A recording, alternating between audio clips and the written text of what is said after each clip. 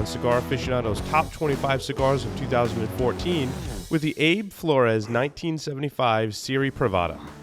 Abe and his team use Cuban blending traditions in a modern boutique Dominican factory. Smoke PDR cigars and cut, light, and taste what they love to do. Every new blend borrows from the past, and the Saga Blend No. 7, it is the perfect combination of timeless knowledge of traditional tobaccos and the newer balance that today's cigar enthusiasts come to expect and love in a fine cigar. Leveraging 6 generations of experience and tradition of the Reyes family, the Saga Blend No. 7 delivers a unique, full-flavored, medium-bodied cigar.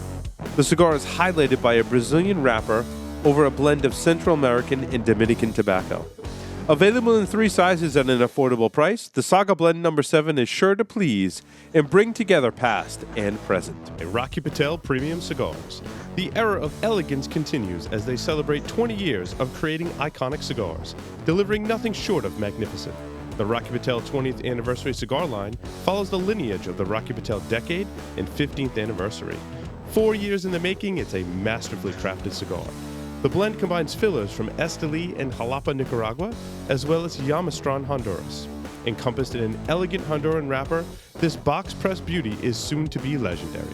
The Rocky Patel 20th Anniversary, the era of elegance continues. For more information, visit them on the web at rockypatel.com and be sure to follow Rocky Patel Premium Cigars on Twitter, Facebook, and Instagram. Welcome back, everyone, to the Stogie Geeks Show. This is our Stogies of the Week segment. Always excited to review the cigars that we've been smoking. Will, welcome. Hey, Paul. You ready to do Stogies of the Week? Yeah, I definitely am. I actually just lit up while we were on the break, I lit up the Saga Golden Age Lancero. This has been sitting in my humidor for about 10 months. This thing's smoking really good. What do you think of it so far? What was that? What do you think of it so far? I'll be honest, of the sizes of the Golden Age, it was my least favorite, but this thing is really aged out nice where I'm really enjoying it. I smoked one a couple of weeks ago, I think, on the show. I talked about it on the show.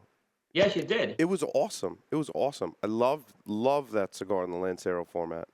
Yeah, like I said, of the size, it was the one probably that, there were other sizes I enjoyed a lot more. But this one, like I said, with the age on it, maybe I just coming back and revisit it. It's hitting me really good right now. I agree with you. Yeah, I would rate it box worthy the way that it's smoking now, for sure. I agree. So I've had a cold, so I don't have much in the way of cigars, and I really don't want to rate the cigars. I will talk about some interesting cigars that came in next door, and I'll kind of hold off on my official ratings. Check back with me next week because I'm going to smoke some more of them. Will, have you heard about some of the Esteban Carreras releases that were procured, I guess is the right word, from the La Aurora factory? This is really funny you say that because my rep for Esteban Carreras is your rep, Mark Thompson, who actually has been on the show. He dropped off a 5-pack for me of that 1961. Which size? I forget. Okay, so the some other people whose palates I trust have kind of weighed in on this, and even with a cold, I think I could probably recommend which size to gravitate towards. And next week I'll have some official ratings. I'll smoke them again. So I smoked the Robusto and the Corona sizes. I think he left me the Coronas. So the general consensus so far is that the Corona is the belle of the ball. Now, I haven't smoked all the sizes and certainly haven't smoked any of them on a clean palate. I thought the Robusto was just okay. And this is aged tobacco is an aged Cameroon wrapper in the 1961. Yeah. From La Aurora. And so I had really high expectations. The Corona, in my opinion, Will, was much, much better. But again, it's tough for me to put a rating on it because, my palate was off, and I don't want to do that to anyone or steer our listeners the wrong way. But I did smoke the Robusto and the Corona. I do like the Corona better. I think it's interesting to smoke with some of those older Cameroon aged wrappers. And it's an interesting line from Esteban Carreras. Yeah, I mean, I know that they have their own factory now. I was unaware that they were using La Aurora. I had heard of the 1961 blend. I smoked it a long time ago. I mean, I'm thinking 2009 maybe or 10. So that's an older cigar, and I guess they did uncover some of them, and they went to the owner, Craig Cunningham, and asked him if he wanted them, and he said yes. So Mark Thompson, I had missed him. He was in my local shop, and he left a 5-pack in my locker of those. So Nice. this is just over the last week. So And these are limited. This is a pretty small production run. It's a one and done. yeah, I mean, it sounded like they said these were just in the factory, and they just grabbed what they can get there. Right. Yep. Go ahead and talk about one of yours, and then I'll also talk about some more Esteban Carreras that came in the same vein as well. Okay. I went and smoked, and I had one more of these left, and I had some time to kill. I had reviewed this one, but not I haven't talked about it on the show. Is the M Bombay Casera in the A size? Which I love the Casera blend. And the A size, it's a mammoth cigar. It's a 9x47, and it features that Ecuadorian Connecticut Descolorado wrapper with the Ecuadorian Havana binder and Dominican and Peruvian tobacco in there. And for the most part, I tell you what, I thought this was a very, very well smoked A. And it had a couple characteristics that I like about it. The draw was great. So on an A, I got to have a good draw because it's a long cigar. So when I dry drawed it, it was a little tough to get flavor. But once I lit it up, it was fine. And I was able to kind of really smoke through it. It had great construction and burn. It seemed like it burned a little faster for an A, but it may have been the thinner ring gauge. So maybe I was comparing it with the Debonair, which is a thicker ring gauge. So I mean, I smoked these in about 2 hours and 15 minutes. It seemed a little fast for me, but there were no negative effects other than maybe it was just a thinner ring on here. I thought I was a little bolder than. I was a little surprised. I thought it got a little bolder than like the one with the shag foot. Not too much. It's still in that meat. It's still a good medium in there. Really, really, really enjoyed it. I gave it a box worthy. I know it's a higher price point. These are a little higher price point in the Casera, and they come in those nice cans too. But again, this is a great Vitola in that line. And that's a lot of smoking time you get out of that cigar. And if you buy them in a can or a box, well, in this case, it's a can. Right. You get a lot of smoking time out of that. So. Yeah, like I said, it was still. I remember smoking the Debonair one, which was like about almost a 3-hour smoke. But again, it's a thicker ring gauge, so it wasn't an apples to apples comparison, really. So again, from Esteban Carreras, excuse me, these just came in next door, and this is a box pressed series. Have you seen this one, Will? Still waiting for it to show. I don't know if I shared with you my pictures yet. I have these on my my. Is it the bronze? Is it the bronze cross? There's a orangish, yellowish, with a lion on it, and it says Esteban. 10 años. 10 años. It says on there. Oh, that's a great cigar.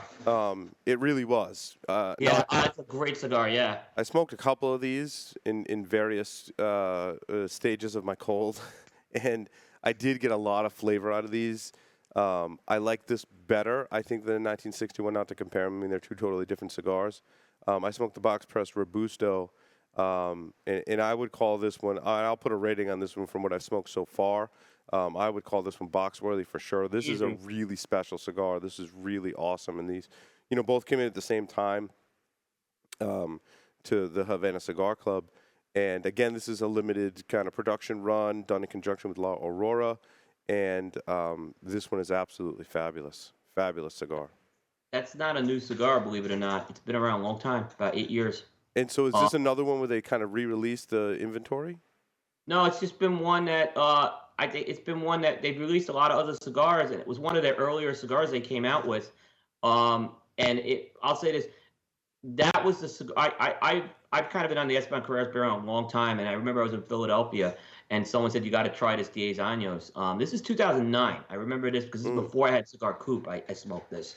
And it is a great cigar, but they've come out with a lot of other releases since then. It's kind of one that I think has gotten forgotten about, and some retailers who brought in Esteban Carreras more recently probably haven't brought that one in. Right. But in my opinion, that I would put that one as easily a box worthy. and probably in my top three of what's come out from that brand. Yeah, I was super impressed. I can't wait to smoke more of them. I had a couple of different sizes I got to smoke too. Yep. Back to you, Will. I so this week I actually smoked the Avo 90th, which is so they kind of did something. So for a long time they had the Avo birthday cigars, the limited editions, right? Mm-hmm.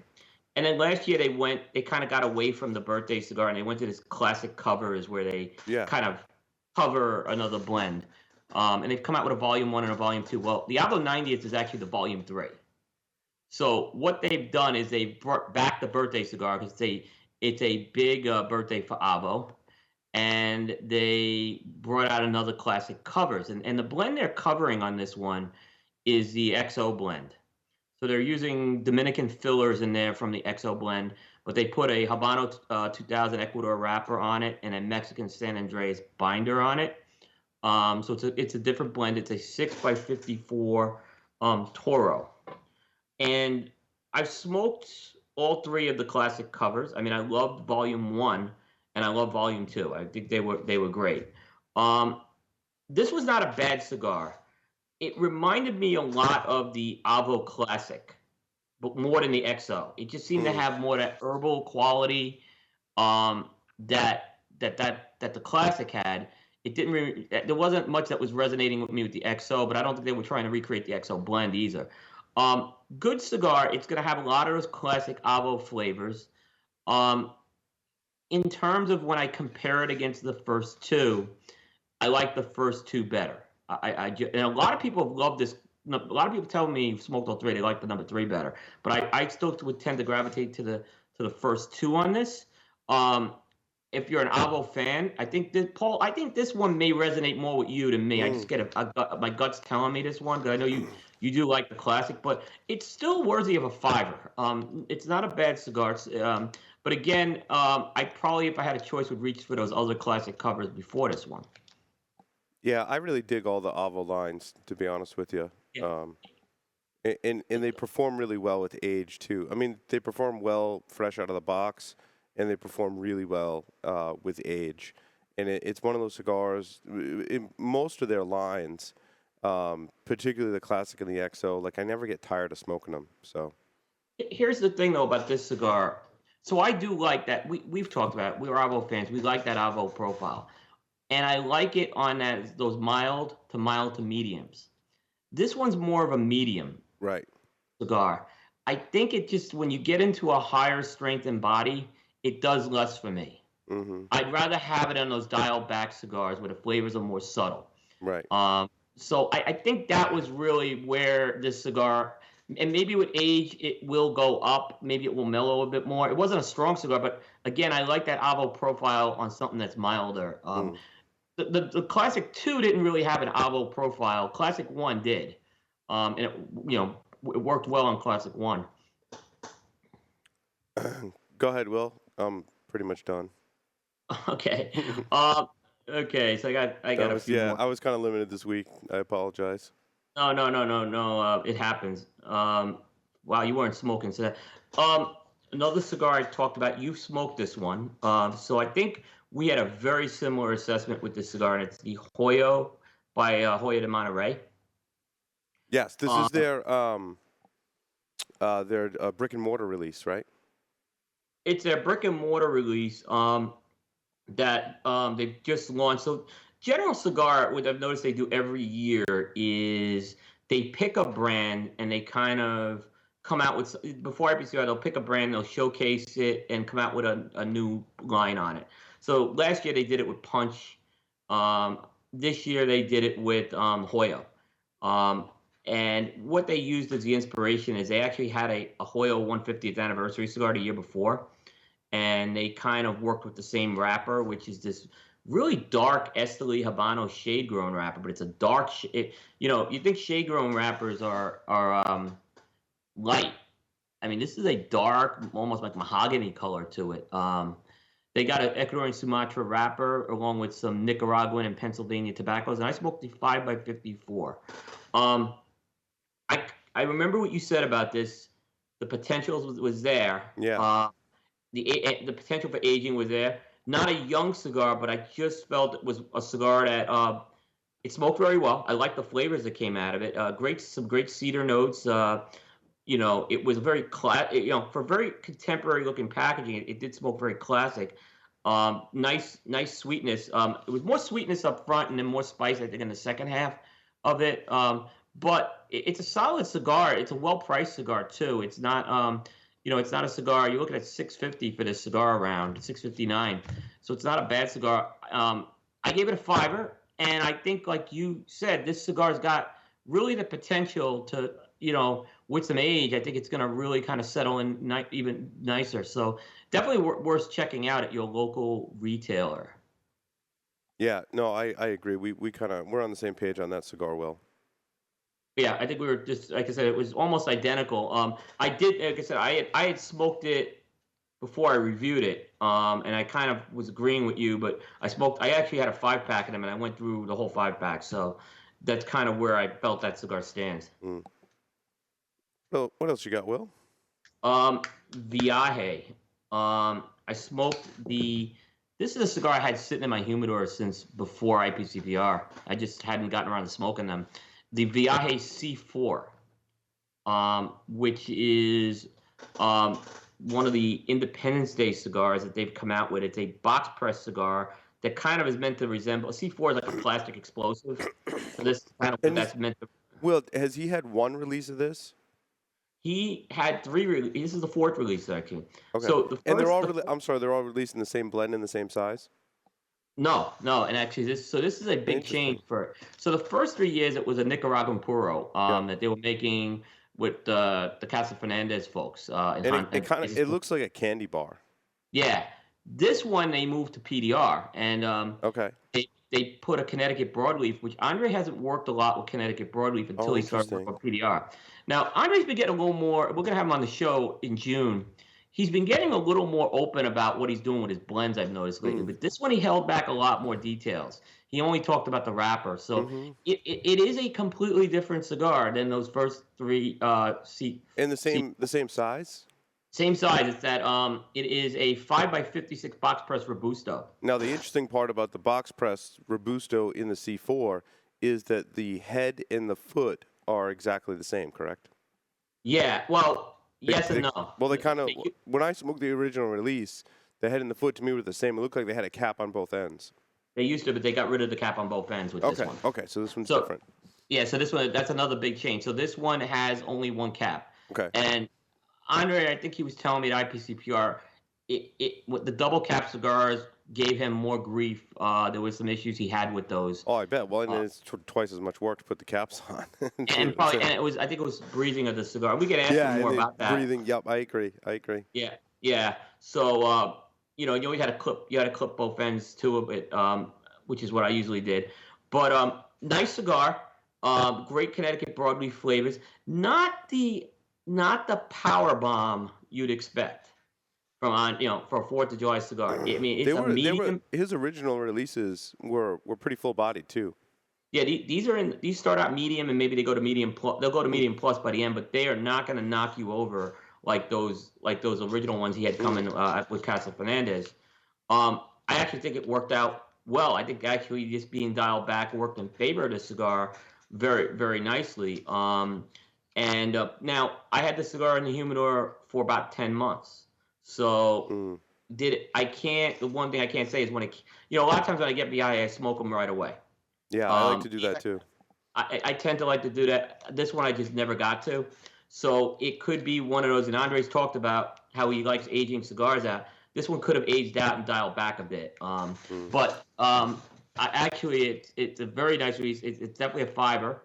It's about $11.45 for the cigar, and I hope he brings it back this year again because it's a nice cigar. Now, the other comment I'll make about this cigar, we were talking about, if you saw the Stogie Geeks news, we were talking about the Padron Hermosos, which are, and I haven't seen the ones that came out, and we talked about this last week, the ones that came out are 56 ring gauge, but the ones we got were definitely smaller. And I can tell you that this cigar, as a 56 ring gauge box press, is much bigger than those Hermosos I had picked up, those pre-release Hermosos I picked up. So, well, and it's interesting how the box pressing of a cigar can be very deceiving to what the actual ring gauge is, right? Because ring gauge in the name, you're saying that it's a ring. And when you Right. box press it, it depends on how much you've box pressed it, how you've box pressed it, and how much filler you've left in or taken out, right? That the amount of filler, and then that how much you've box pressed the filler that you put in. So there's a couple things that go into it, which in the end basically make it kind of difficult to put a ring gauge on it. Totally agree. Right? Like, 'cause Totally agree. if you measured the ring gauge before they box press it, you might get a 54. But then Yeah. they're actually pressing that tobacco down, so it's squishing it together, and it's probably going to have a smaller ring gauge than when they started, potentially. And again, that all depends on how much they're actually packing the cigar and how much they're actually box pressing it. So I really, when I first started smoking cigars, I didn't really pay attention to or notice the difference between a Parejo and a box press cigar. Now that I've reviewed so many more cigars, I do notice a big difference. And I will say that I like the box press format because I typically get a little better draw because they're taking out some tobacco before they press it. Yeah, it's and you made a really good point, and plus all the presses are different. So you could get a square press. Like remember we were smoking those some of those Drew Estates ones that went to Corona. And those were pure square presses. It was a perfect square, right? Mhm. And Yeah, normally it's more like a rectangle when they box press it. So yeah, I mean there's different methods of box yeah, pressing and yeah. different shapes that fall under the box press umbrella, but all are slightly different. So and it's fun to smoke those different sizes. I liked the square press size that Drew Estate did for I believe Corona cigar, right? All those sizes were exclusive to Corona cigar. Yeah, they did the square presses with the traditionals, and then they did those oval presses with the flavored ones. Yeah, yeah. So it makes for a different smoking. And those are blends that I've smoked in their regular sizes, and they smoke different in those different shapes. So it kind of goes back to our mantra of if you don't like it in one size, try another because it can be a totally different experience. Yeah, and I go back to those Rocky Patel Cameroons. When he box pressed the Cameroon, and he talked about how he took some of the tobacco out. Completely different cigar. Right. Very good. Actually, it was very good how they did that. What else you got, Will? I got one more. So this one we actually smoked this one as a blind smoke a couple weeks ago, and I really wanted after smoking it because it had been a long time since I had it. I actually wanted to go back and smoke it and just kind of review it band on, and it was the Illusione Original Documents MJ12, Mm. which 6x54. Now there is one little change with this cigar, and there was a factory change over the past few years with it. So originally it was made in Honduras. Now it's being made in Nicaragua. So Dion has switched the factory for this line, and it comes in that nice silver package. And I'll tell you what, it's. I don't know if my palate's evolved more. Maybe it's the factory change. I can't say it, but it's a really good cigar, and it really performs well in this 6x54 format. The other thing is, when I did the blind smoke, there was a flavor I couldn't detect what it was, but Mm. it's that Illusione tea note flavor that you get. And when I went back and smoked it, I said, "Yep, that was the flavor I was getting on the blind smoke." I think this is like I said, it was a line that originally didn't do much, or this size didn't do much for me. Going back, revisiting it, it's a box split in my book. Very nice cigar. Nice. And that's all I have. Excellent. Yeah. No blind smoke this week because I had a cold. Yeah. I definitely couldn't blind. I was not going to attempt trying to do the blind smoke this week. So we do have. Keith had the envelope out here earlier, and then I had him put it back. It was 111. Blind smoke 111 is one that we'll do next week. And I know you've already inspected this cigar, Will. I have a guess of it. You've done the sniff test, and you got a guess of it already, which is great. I don't know that we've been right on any of our blind smokes, other than he throws a softball with the MJ12 because of the packaging. Yeah. But I think the blind smoke is a lot of fun for me, and I look forward to doing that every week. So I'm kind of sad we don't have it this week, but certainly next week we will resume our blind smoking. we have. Yeah, it's a human element with this too. With what we do, yeah, it factors in sometimes. So there's not much we could do when your body can't do certain things. This is true. This is Yeah. true. I do when I am I know my palate's not right. I do go back and smoke things that I know I've smoked a lot of them and I know what the flavor profile is, and that's kind of a gauge for me about like how off my palate is.